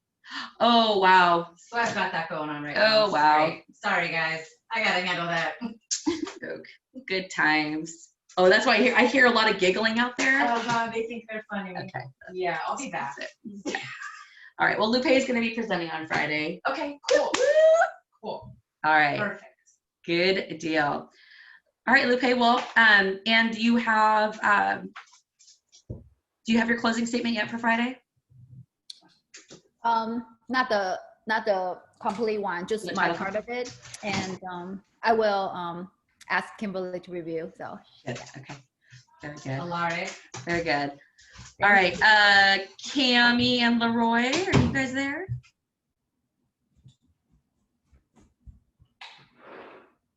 Yeah, we're coming. Hold on. I'm all backwards. No worries. We're raising control here. Start the video. Okay, there we go. Awesome. Okay. Let's hear the update. What's the most recent on your deal? So Cammie and Lori have a property under contract right now, so they're in due diligence. Yes. There's a lot of challenges. There's a lot of hair being pulled out and frustration and all the normal things of real estate. Okay, so let's hear the most recent. Where is it at? I think last time we left off, we were couldn't decide whether or not it was owned by someone or bank owned. So right. And it's bank owned. And it's bank owned. Okay. So the challenge of trying to get the utilities on for Monday kind of got the best of us. So we had to push it back to Wednesday. As it stands right now, the utilities are on today. Inspection. Yeah, the bank turned them on. Yep. So that was good. So that's They did. Finally. Okay, that's a win. That's not common. Yeah. She had to go above and beyond, as but I yeah. should just be my own realtor at this point. She had to. It's been a mess. So She literally had to put on her CEO hat and take charge. So excellent. So she got. I'm glad. Yeah. Yeah, because it was becoming. I don't know the right word. Ridiculous, I feel is fair. Yeah, okay. Thank you. That's how I would classify it based on all the communications I was seeing. It was crazy. It was crazy. So Yeah. So we did the inspection as far as the termites is done. We got the home inspector coming in. We got the property management who is going to try to do their best to do the walkthrough while the home inspection is being done. Okay. So we all set up to go for tomorrow morning. Okay. But it's still, what was another challenge? 1 minute we had an AC unit there. Oh yeah. And then the next day when the home inspector was trying to get a feel for the property and maybe do the radon test, he was like, this is in pieces. This is in shambles. And Cam was like, it was there yesterday, but I guess somebody took the copper out of it. Yeah. So it was broke down to pieces. It's not one thing, it's another. That's what we're finding. But yeah. Well, it's part of your price reduction. Exactly. Anyway, exactly. so, okay. Just start marking it off, or adding it up, however you want to word it. But yeah, I think it was a stressful part over the weekend because we felt like we couldn't do anything. So we was in that stuck. Because you couldn't get the utility, couldn't address anything. Everything was closed. I literally called the utility company and said it was a state of emergency as far as like trying to get this thing turned off. But it worked. Whatever, by any means, right? But no, we end up working out. And end up resourceful. I like it. Yeah. Yeah. Ray will always ask for a discount somewhere. He's that guy. Closed mouth won't get fed, right? So. Yeah. All right. So your inspection is tomorrow? Yeah. It's tomorrow. And your inspection period is the 9th still? Is that what it was, the 9th? Yeah, but I just asked for another extension. Talking to the seller, the listing agent, because that's like my new agent now. I'm just kidding. Wow, Kimberly, you're just talking directly with the listing agent? I am. Wow. Okay. He's the one who told me about the utilities being on. And I'm still in communication with Dum Dum, but we'll just call her Dum Dum at this point. She's a hot ass mess. I have never met someone so stupid in my life. So anyways, so I'm still somewhat communicating with her because I need her to give me an extension. But I'm just like in this debating place where I don't know if I should just reach out to her broker and get a new one from her broker or we just finish it out with her. I'm still like, I don't know. Either way, we she's gotta just finish. Dumb. So she literally didn't tell us it was a foreclosure. And she even told me that the utilities would be on on the 7th. And I'm like, I just text the listing agent, like, she's telling me it's going to be on at like 7 a.m. Is this true? And he's like, I'm not sure. So I'm like, I'm not listening to this dumbass anymore because she's just taking me for a ride. Yeah. And I'm like, at this point, you're about to lose your commission. So that's where I'm at with her. But besides that, we're having realtor issues. So if anyone thinks, realtors are easy, they're not. Well, what you're probably going to find in the future is that the rest of the realtors you deal with seem easy because you got the biggest problem. It's just like with Misty. Right. Misty's going to think that all the future title companies are so easy because you have the worst one. Like Battelle had the worst contract on her first deal, so the rest of the contractors, well, actually that'll probably not be easy either, but at least it won't be new. You just got an unusually incompetent title company for you, Misty, and realtor for you guys. Yeah. It happens. And then, the next time you get one, you're like, wow, this is so much easier. I didn't realize. So it's not normal for it to be that difficult. But The one thing I do want to kind of take as a lesson from your guys' deal and just share with everyone, as Cami and Laura have been going through this process, the question came up, like, can we contact the listing agent directly? So it's not considered good form or professional in our business as a buyer to contact the listing agent. And I realize I've known that for such a long time, but I forget what things I know now versus the thing that I had to learn. Like, I don't remember what things I learned versus what things I knew. And so when they asked that, I was like, oh, I forgot that that's not common knowledge. So what I advised them is, and I told them, I said, look, just be aware. I'm more telling them because in case they got a reaction from their realtor or the listing agent that was like, what the hell are you doing? I wanted to prepare them that it's not typically done. It's considered bad form. It's not like it's no bueno. Realtors don't like it, don't appreciate it, feel majorly disrespected potentially. That all being said, I didn't go into that much detail with them. But that all being said, I was like, in this particular case, I'd probably reach out to the listing agent because their agent's so incompetent, continues to give them misinformation, like so often that in this case, if I was in the situation, I would contact them also, even knowing it's bad form, it's unprofessional under normal circumstances. But sometimes you got to put the CEO hat on and make a decision that sometimes isn't going to be popular, but sometimes you just got to do what you got to do to get the deal done. So I just wanted to let everyone know, like in general, when you're doing your deals, do not reach out to the listing agent directly. It will probably ruin the relationship you have with your realtor. And that listing agent will probably be like, what are you doing? However, in this particular case, first of all, Cami and Leroy don't care about ruining the relationship with their realtor because their realtor is terrible. And on top of it, them probably I haven't heard, but them reaching out to the listing agents probably be the only thing that gets this deal done. It really was. The inspection turns out okay.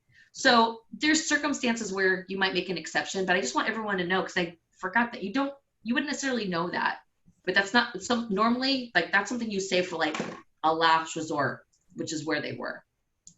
Go ahead, Keisha. I see your body language like, oh, so what's going on, Keisha? What's about that? Oh my God, I'm sorry. Was that obvious? I saw you back there. I was like, uh-oh, Keisha must reach out to a listing agent. Well, okay, Keisha. Well, sometimes you don't learn until you do something. You're like, oh. I mean, I don't even remember when I learned it, but it was probably from something like that. Because I'm just like a take charge person. Like, let's go. Let's get it done. What do I got to do? So I didn't know until, I probably learned it the hard way. It was so long ago, I don't remember. I figure if I didn't have a realtor, then I can go because then they can get double commission. Yeah, then they are your realtor. Okay. That's different. Yeah, I'm sorry. I mean, when you're under contract with your buyer's agent is what I mean. Like, it's only appropriate to communicate with your buyer's agent, which is really frustrating because sometimes you just want to talk to the seller, the actual seller. Like, oh my God, get rid of these realtors from, let me have a conversation, because between me and the seller, we could solve this.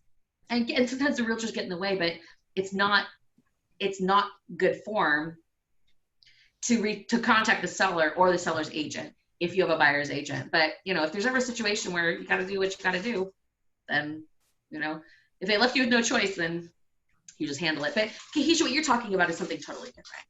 Okay. That's total, and that's completely fine. Yeah. No problem. All right. So inspection tomorrow. You guys ended up finding an inspector in the area? Yeah. Yeah, he's legit too. He's been working with us, and so it's been very flexible. So he's already gone out to the property multiple times. Right. As soon as I reached out to him, he was at dinner with his wife, and he stopped by and gave us the amount right then and there. So he's pretty persistent. So we got a good one for him. Yeah, good. Okay. And then did you guys end up getting contractors in there? More than one? Yeah. I got the one in there. I got two. I have another one who said to contact him after I get the inspector in there, and he'll go and with the inspection thing, and then do his inspection thing. Sorry, I'm saying it all weird. I'm having a rough day today. Yeah. So, anyhow. Now it seems like we got to figure out a lockbox situation again because one of the units doesn't have a key to the lockbox. But that's okay because there's a hole in the wall that leads to the stairwell that leads to the upper units. So it's problem solved. Exactly. There's a workaround. They don't need a key. Keys aren't always necessary. Exactly. We're like, it's fine. Just go through the hole in the wall. Leads you right up to the. I like how you're thinking. So far, the numbers from the contractors, were they coming in in a range that would work for the deal? They're a little higher than I had written out, but with all the possible problems with the house in general with negotiation, I'm figuring I can hopefully just balance it depending on obviously if it works out. Because when one of the contractors was in the basement, he said the walls kind of seem like they're leaning, and then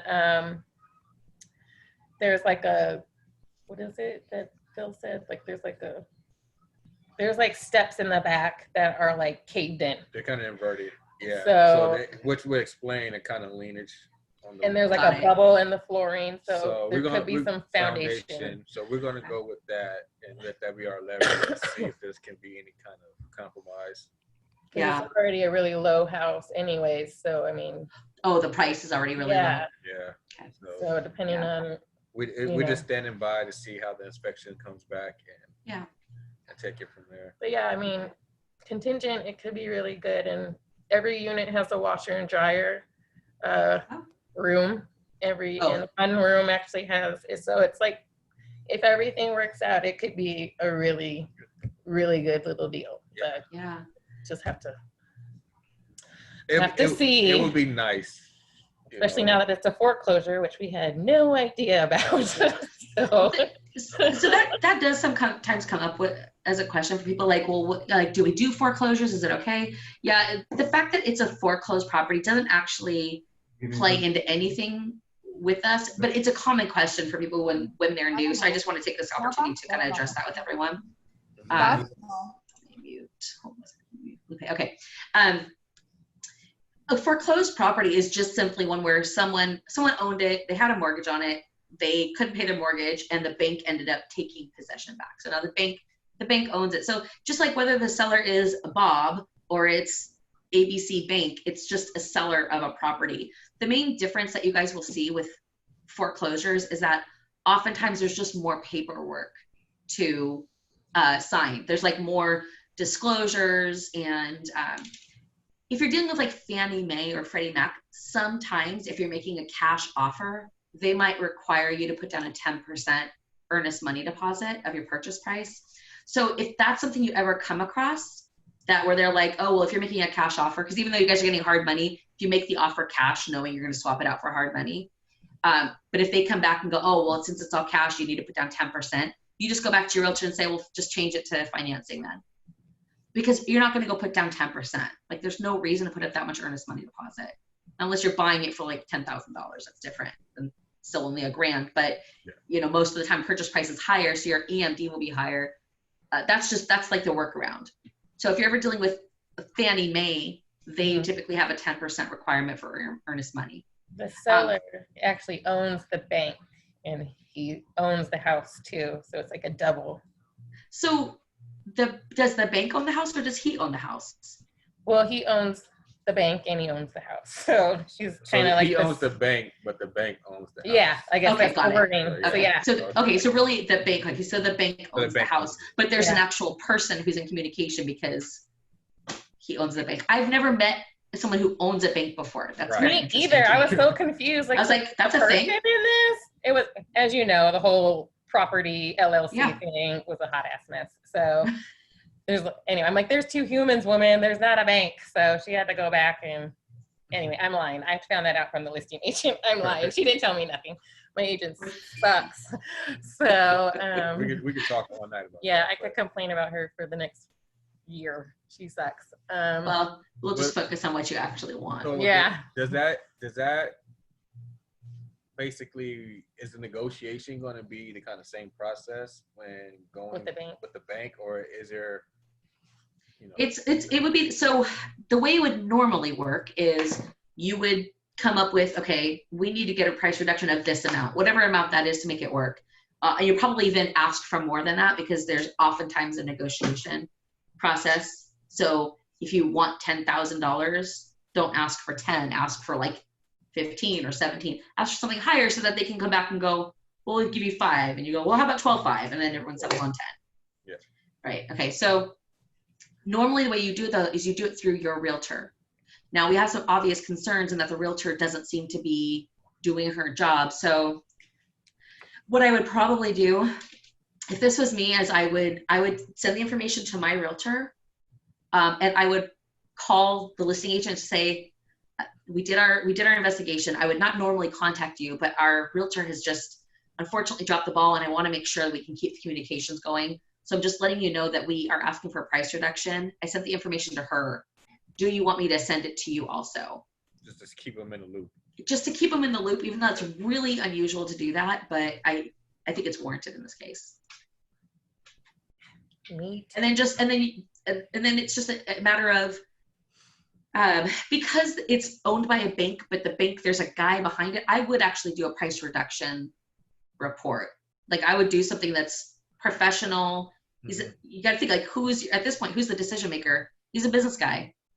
So let it be professional and businessy. Did you guys see the how to negotiate a price reduction training? I watched it and then I need to rewatch it because with all the craziness, I've been trying to rewatch all the videos, so I'm like not missing things because I kind of missed a few things from watching them like 2 months ago and thinking I could just jump in.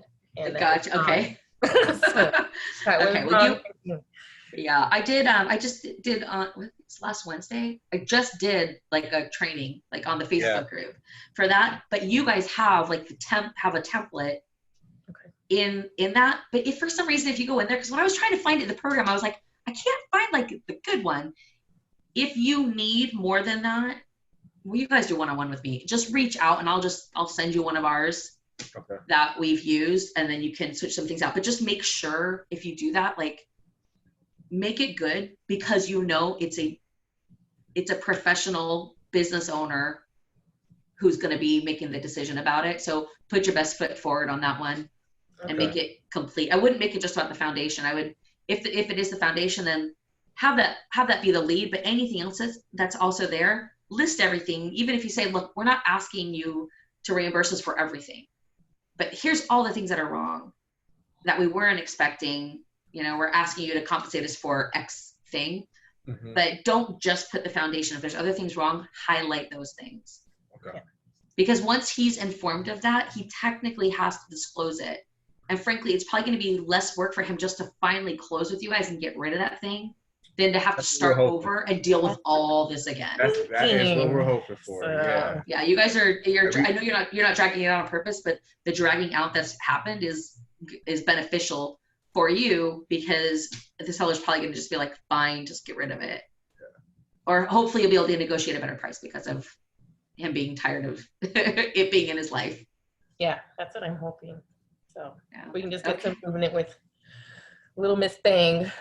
We can get some things moving. So Cammy, remember when you were just like, oh my God, I just want to get to the next step. I know. Well, you're here. Welcome. So it's like, I know. You're in the next step. Your eyeballs deep in it.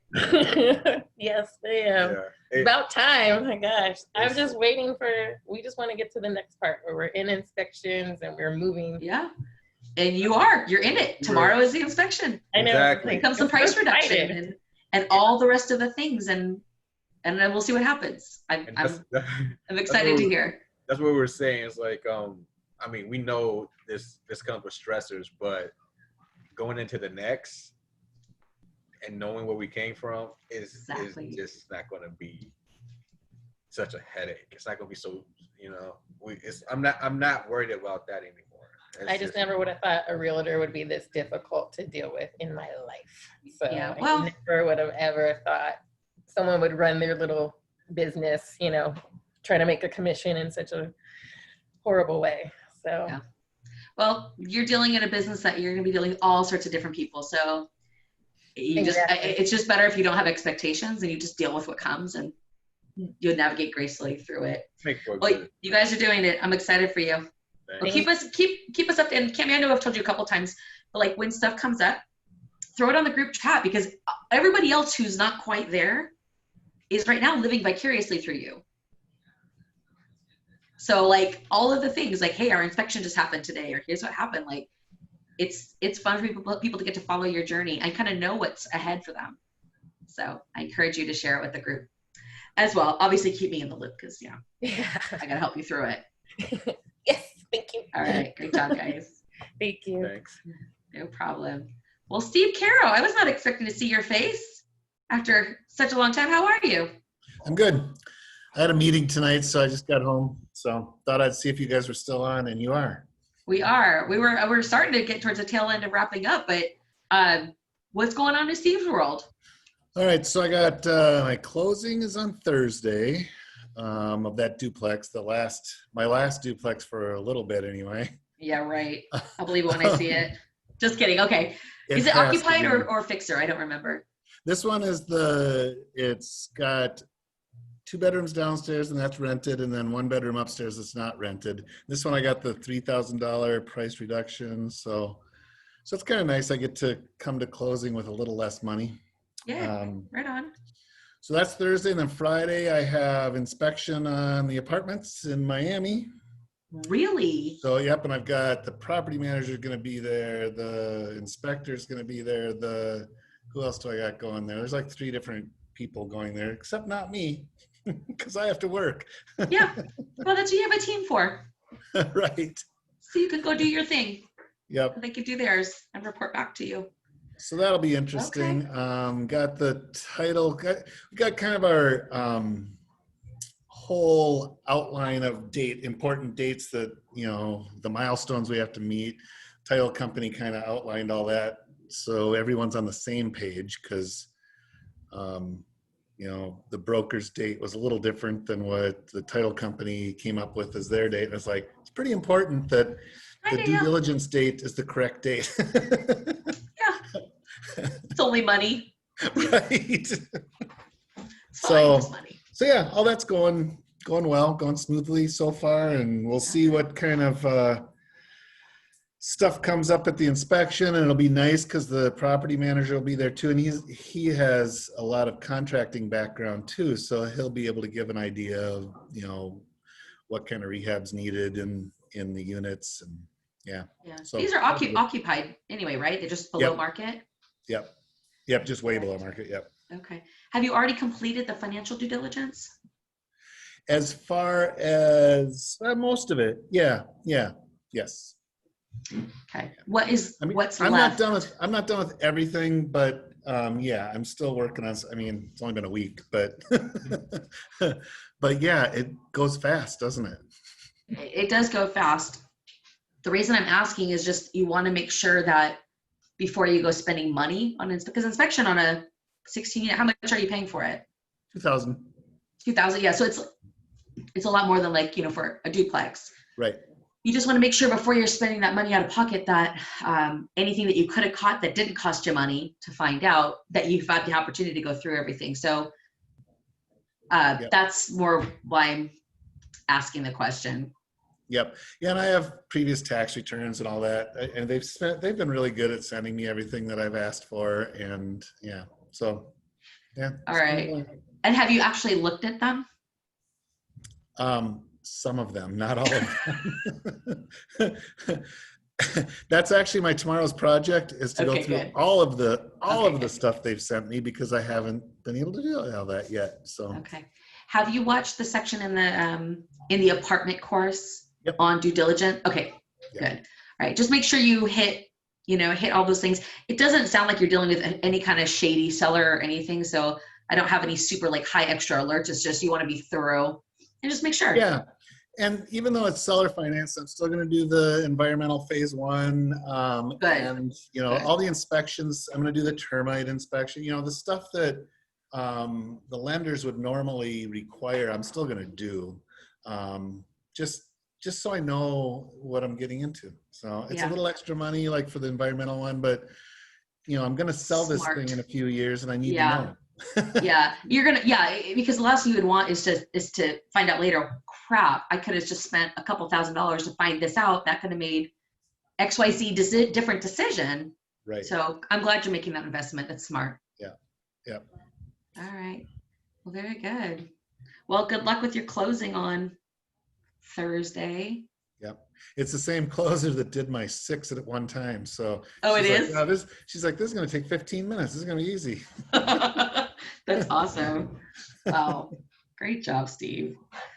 Such kick-ass stuff. I love it. All right. Does anyone have any questions? No? All right. Go ahead, Misty. Was that you saying, yes, you have a question? Okay. Couldn't figure out how to unmute. Okay, so I kind of not necessarily hose myself, but possibly hose myself with the funding for the rehab. I didn't know I had to pad it and how to pad it. So whenever I sent him the estimate for all of the rehab and everything, and I told them that I wanted, 20,000, and it came back at only 17 something. Right. That's all I got. Right. Yeah. I remember we talked about this last week. So what you'll have to just do in the meantime, from a funding standpoint, if you have, it's always asking if you have credit cards, is to pay for some things on credit cards. Now you had said that the lender was going to pay the contractor directly. Did you talk to them about whether that was actually the case? Because that's an unusual thing. Oh, no, I had all of this other stuff happen with the title company, and I forgot to do that, but I will, yeah. Yeah, because you might just have to, charge a couple things on a card, and then get them to reimburse you instead of paying the contractor. And then you'll be a little bit more liquid, and you're just going to have to carry some of the expense on a card until you can refinance. And then for the proceeds of the refinance, pay off the card. But in the future, you just pad it. Yeah. See, they should have told you, if you asked for 20 but only turned in 17, they should have given you an opportunity to add a contingency line. I've never seen a lender who would just be like, no, only giving you 17. Because normally they want to give you more money because they make more money when they give you more. So, just consider it a lesson for the future that you add so either you're padding each line item or just put a contingency line item in there for the unexpected. And most lenders are 100% fine with that. Yeah, I think that I sent him like the physical thing that they sent me. I didn't know any better. And so I think that's just like, this is what you want. Yeah. So I think that it was just kind of a learning curve, and all of the BS with title and this other realtor being stupid. So I think that it was just kind of a cross. So, okay. Yeah. It's like I was telling Battelle earlier, like when she was like, it's hard not to like just wish that would have got done so she could have had it on the market. But you never know along your journey why certain weird things are happening. Right. It could be very well because there's something in your future that you don't know about yet that this is preparing you for. You might not know for 4 years. It might be something that happens now that you're like, well, 4 years later, well, hot damn, I totally just caught that thing that would have cost me $15,000 because of something that happened 4 years ago. Right. So, you're learning it on the small ones. So as you go to your next build, you're just getting more wisdom, and now you know how to do it better. Right. So luckily it's not a huge difference. The one thing if you ask for 25,000 and it was really 45, you're talking about a small difference. So we'll navigate through that, and you'll just know in the future. Yeah. Like give yourself a little bit of room. But no, just so that most lenders wouldn't just take that. They would require that you turn in an actual form that adds up to 20,000.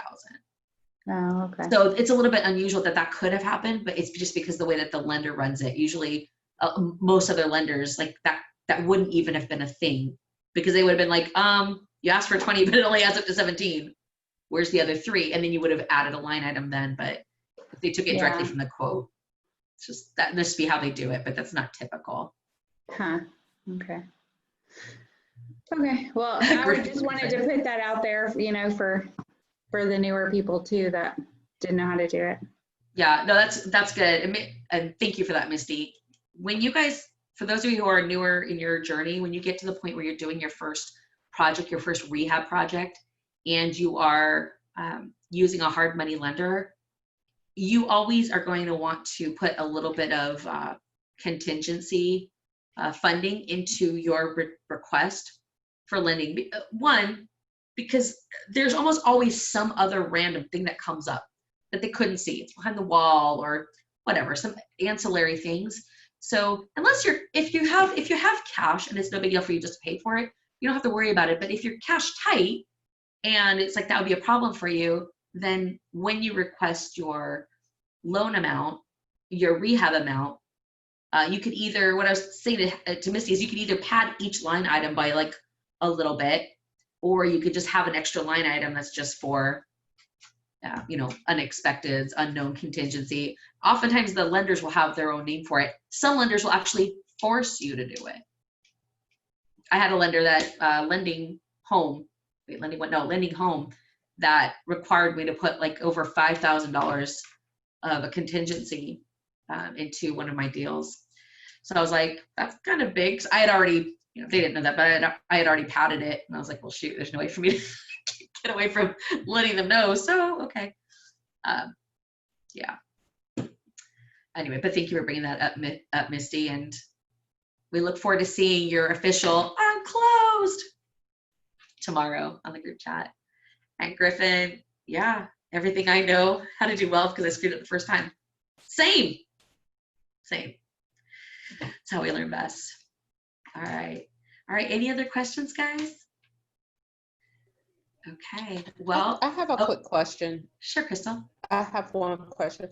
So, if a property, I kind of know, but I'm not 100% sure. But when they say like a property, they, you know, assumable financing, how does that whole thing work? Okay, so when you you're saying that it says on the listing assumable financing. Mm-hmm. Okay, so if it says assumable financing, what it means is that the seller, when they got their loan, they got a loan. Mm-hmm. They're not very common, by the way, but they got a loan that could be taken over by someone, but you still have to apply to the bank to take it over. There's usually a fee, like a takeover fee, take over the loan, but basically it's, you don't have to go get a brand new loan. You can assume the loan that they already have. The only challenge that I foresee with that is that unless the property value didn't go up at all, you're probably going to end up putting in more of a down payment. And frankly, like if you could get financing on your own, assuming a loan isn't necessarily going to be your best bet. But if you couldn't get financing on your own, then that's when assumable financing is usually a little bit more attractive. Or let's say, for example, the interest rates were like 7-8% and the loan that could be assumed is at 4%. Well, then you'd be like, well, let me assume that loan. But chances are you're probably going to be able to get better rate now than someone else's assumable loan because the rates have gone down so much. Okay. Does that make sense? Yeah. So let's say if the interest rate was higher, the bank wouldn't want to like give you a better interest rate. No, they'd be like, yeah, you can assume this loan. Because cool, they have money locked in at 6.5%. But right now, if they get paid off, they can only lend it out at 3.5 or 4. So it might be the reason they're probably even advertising it because the seller might have a prepayment penalty. Got it. That if they can get someone to assume the loan, they won't get hit with that. Okay. Yeah. One thing I do want to make everyone aware of, if you didn't, I know a lot of you guys were on the call yesterday, the Warrior Mindset training, but if not, on the Facebook group, it was recorded and it's on there. But yesterday, Jen did an exercise in that thing called the Ring of Power. And it's really powerful for being able to like change your state into whatever will serve you. Actually, do you want to describe it a little bit, Jen? because I feel like it'd be worth it for people to go back and actually watch it, because I feel like it could really benefit everyone. Do you want to describe a little bit? So if you guys are familiar with Tony Robbins, he does something called anchoring. Or if you could think of like a song, as soon as you hear that song, it might take you back to a time, take you back to a place in your life where it was happy, or unfortunately, sometimes it might make you sad. But we're associated to certain events in our life, whether it be music, emotions, whatever happened, we're anchored to it. So like when I fly into a gym, the first thing I hear is like, if I hear Enter Sandman from Metallica, like I'm ready to go work out, right? So what I do is I walk you through 5 different emotions that you want to feel every morning when you first wake up. And then I have you pick 2 examples that happened in your past for each emotion. So you should have like a list of 10 particular and specific examples of when you felt that way. And then I have you go in, close your eyes, get back into that state of mind that you were in that moment at that time. And you step into this imaginary ring that I have you draw on the floor. And like you stay there until the peak of your emotion, then you step back out and you just do that all 10 times. And then you shrink the ring down on the floor, pick it up and put it on your finger. And then every morning when you wake up, you take the ring off your finger, throw it on the ground and step into it. And your body is anchored to that feeling and all those emotions come rushing back to you. So, you know, we have a ring of power, a ring of discipline. Like there's so many things that you can do to anchor yourself to things that are going to put you in a positive state of mind. So that's what I did yesterday in that activity. Yeah. So, you know, like Dustin, like we were talking about, like, you know, when I was saying, well, what motivates you? So if anybody that didn't see that call, I think it's worth it to go back and watch that, because sometimes you just have to mind hack yourself. Like sometimes you have to trick yourself into doing whatever the thing that you know you need to do. For whatever reason, you're just not doing it, you're not feeling motivated or whatever. So sometimes we got to trick our minds. Anyway, that ring of power thing is amazing, because you can literally go from I don't feel like it, or I'm really nervous, and then going through that exercise, all of a sudden become fearless. And it doesn't last like forever. You have to, like, when you're feeling nervous again, if you need to feel like invincible, unstoppable, then you do it again, you step into it, and all of a sudden you're like, I'm not afraid of anything, let's do it. And sometimes when you're new in your journey and you're trying to make forward steps, having tools like that is helpful, because sometimes you just need a push to get you to do some scary thing, and then you'll freak out a little bit, but at least you're one step further along than you were. And you do it again, now you're another step along, another step further. And then you're, you know, like Cammie and Leroy, and you're in a deal. And you're like Misty, and you're getting ready to close tomorrow. And you're like Steve, and you've bought Indianapolis, and Lupe, who bought what was left, and you're Patel, who bought a 9 unit. And you know what I mean? Like but sometimes you have to mind hack yourself. So anyway, if you haven't had a chance to see that training, I would go watch it, because it's really good. It's just a good tool to help yourself get into whatever state will get you to go make shit happen. Can I suggest a book? Yeah. So just like a month ago, I had started reading this book, and I have a lot of anxiety. It's something I've suffered from ever since I was little. This book completely changed how I feel about it. It's called 13 Things Mentally Strong People Don't Do. Oh. And it's by Amy Morin. It was magical. She goes and she tells her story and how she overcame a lot of deaths and anxieties, and it has completely changed my mindset for how I'm doing my real estate stuff versus doing my own personal businesses. It's a must read. Awesome. So 13 things mentally stable people don't do. 13 things mentally strong people don't do. Stable, sorry. Strong. Stable. We're all just looking for stability first. Awesome. Okay, Hisha, you have it too? Oh, you're showing it on your phone.